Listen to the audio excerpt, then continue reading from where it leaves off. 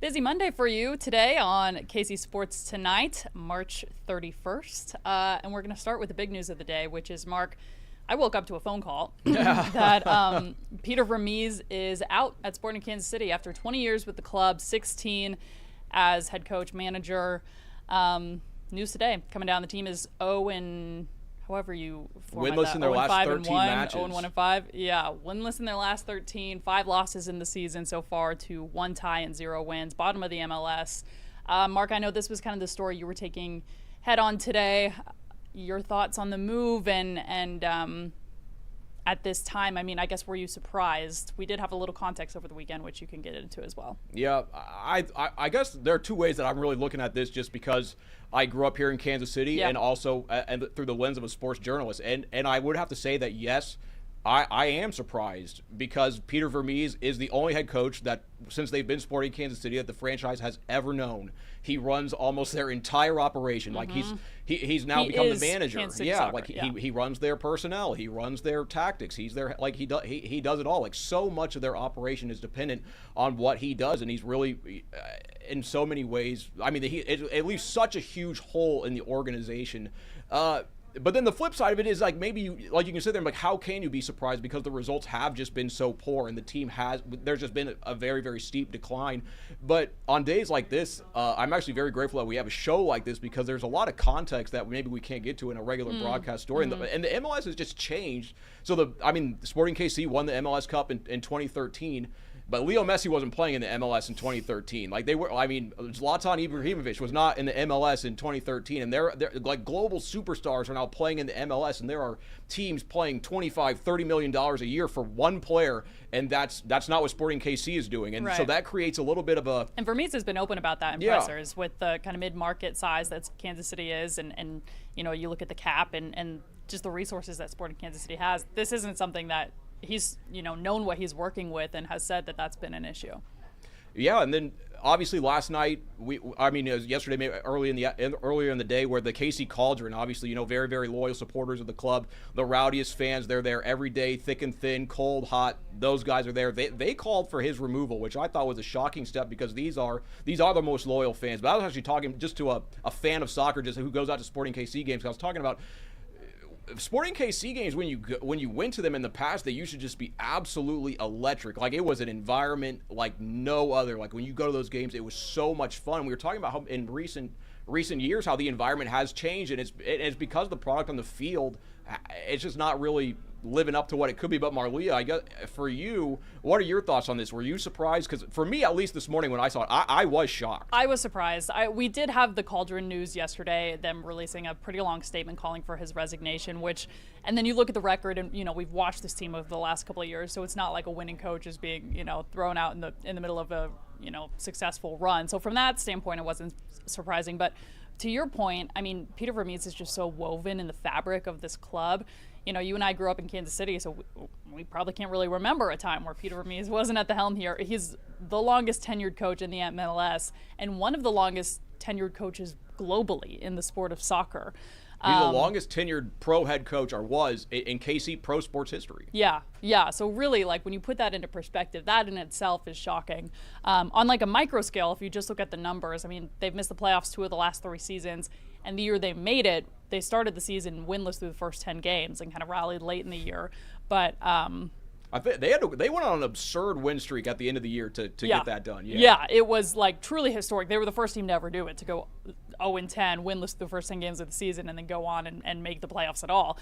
Made it to the conference semis. But so kind of a mixed bag. I think you leave with this, that the impact that Vermes has had on this city as the soccer capital in America, self-coined, and this franchise is gonna last a lifetime.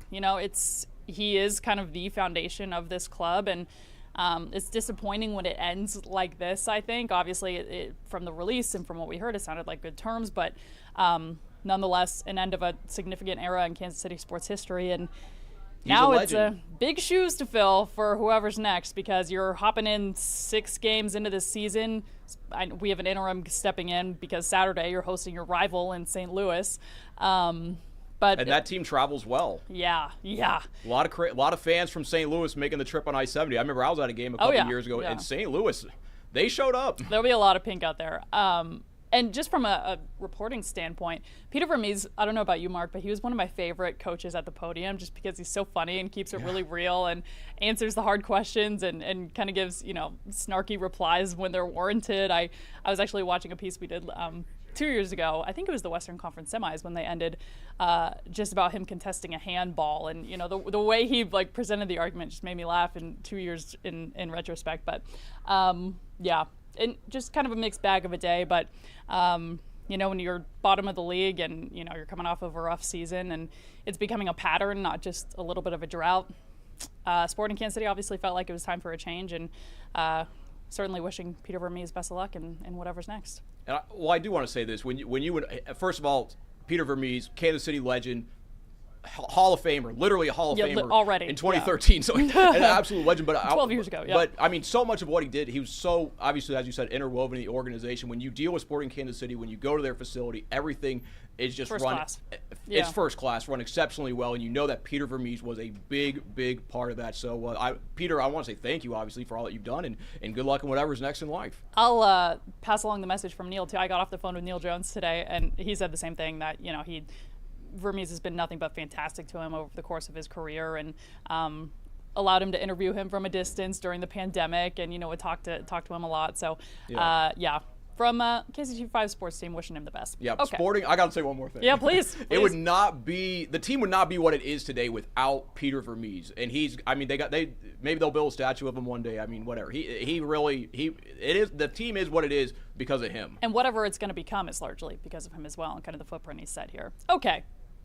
We're going to move on to Royals today, wrapping up a matinee game against the Brewers. Mark, I know you were out on assignment all day, but goodness gracious, 11-1, Kansas City scoring more runs today than they did in the entire Guardians series. So bats were hot. Salvador Perez getting his first homer of the season. And Mark, I think the most impressive performance came from Jonathan India. 3 for 5, Amen. 2 RBI. Yep. And this is less than 24 hours removed of him getting absolutely drilled by a 99-mile-per-hour fastball to the helmet.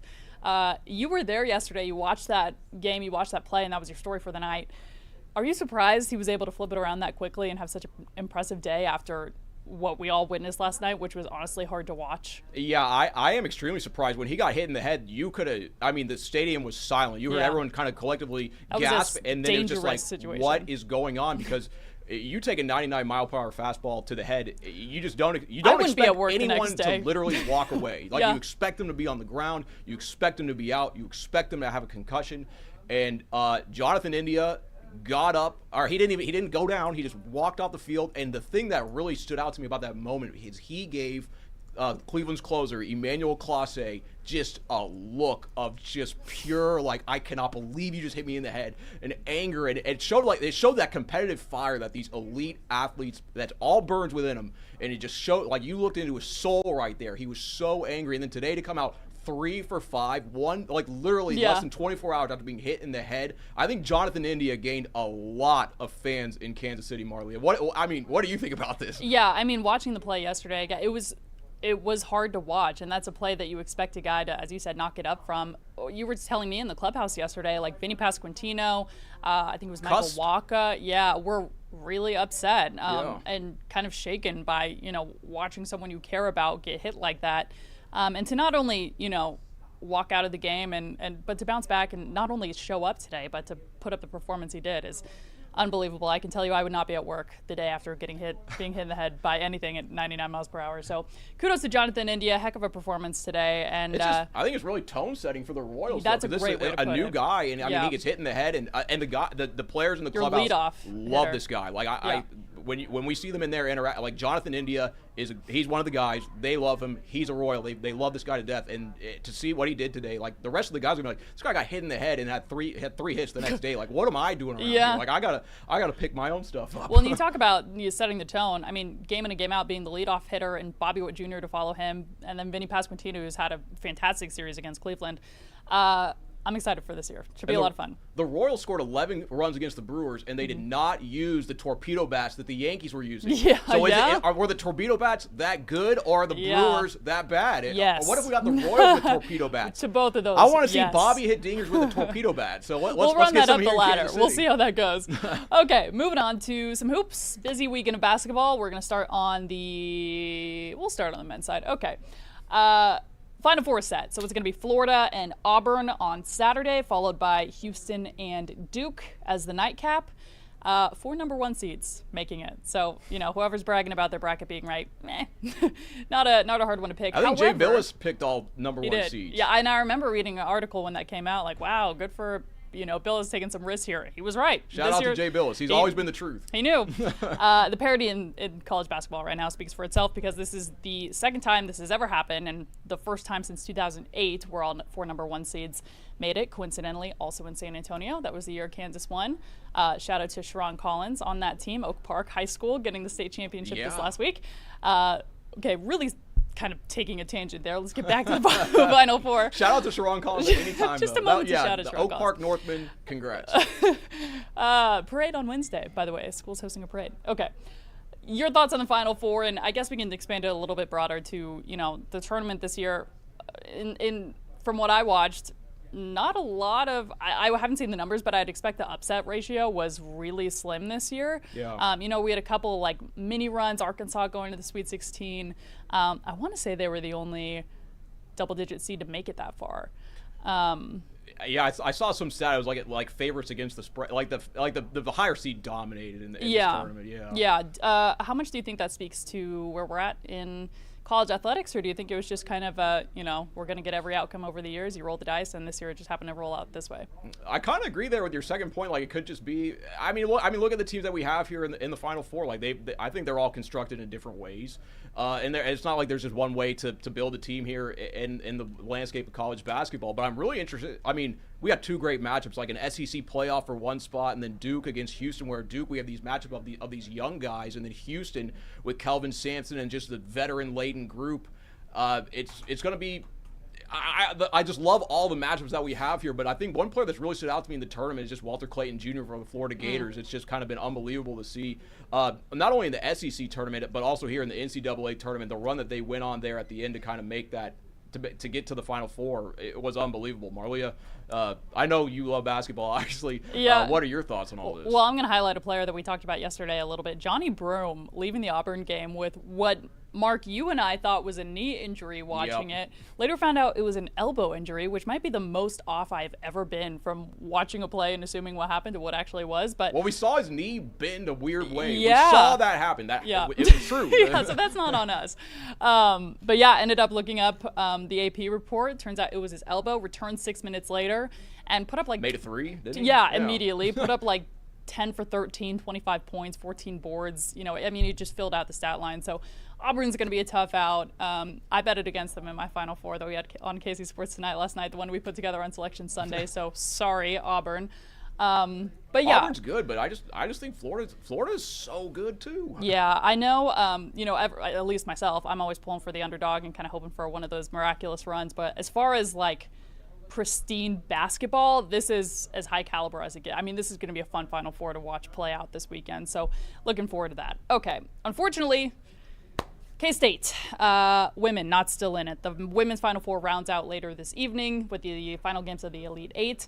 Kansas State was right there from being, they would have played tonight. They would have played UConn tonight, but it'll be USC instead. The Wildcats falling to the top-seeded Trojans on Saturday, 64-60. Disappointing loss, especially after the year they had and how close they got. Really, they were a couple plays from making the Elite Eight, but that said, I think it stings a little bit more because you look at this roster and the names that you're saying goodbye to. Aoka Lee, who's the program leader in points, rebounds, and blocks. Serena Sundell, leader in games played and assists. Literally, those 2 players cover almost every statistical category in K-State women's basketball history. Both of them moving on, both of them first-round WNBA draft projections for this upcoming year. Serena Sundell, a Maryville, Missouri native, Maryville High School alum. So, it's disappointing when those runs end. But, Mark, your thoughts on the year that K-State had, falling just short of the Elite Eight? It as was a a heck of seed, a by the run. way. Yeah, no, I think they played extreme. I mean, they did they left it all out there. That's all you can ask for as a fan and as anyone watching sports. You want the athletes to leave it all out there on the court, and that's exactly what they did. K-State played extremely well, and I really have to say, like, I think Jeff Mittie has gained a lot of fans here just by the way that he's run his program, just the way that he operates things, the way that you see his players play for him, and things like that. I just think it was a tremendous season for K-State. They did something that the school hadn't done since 2002, and they did it with a historic player. Obviously, maybe you'd like to see maybe go a little further with Ayoka Lee, but they left it all out there. They gave it all they got, and shout out to the Wildcats. I'm glad that this program got the national spotlight they did this last week and really the last couple weeks, because we've known how special they are. So it's been cool to see them kind of get their flowers, so to speak. But shout out to Jeff Mittie and just the way he runs his program. You can see how much the players like him.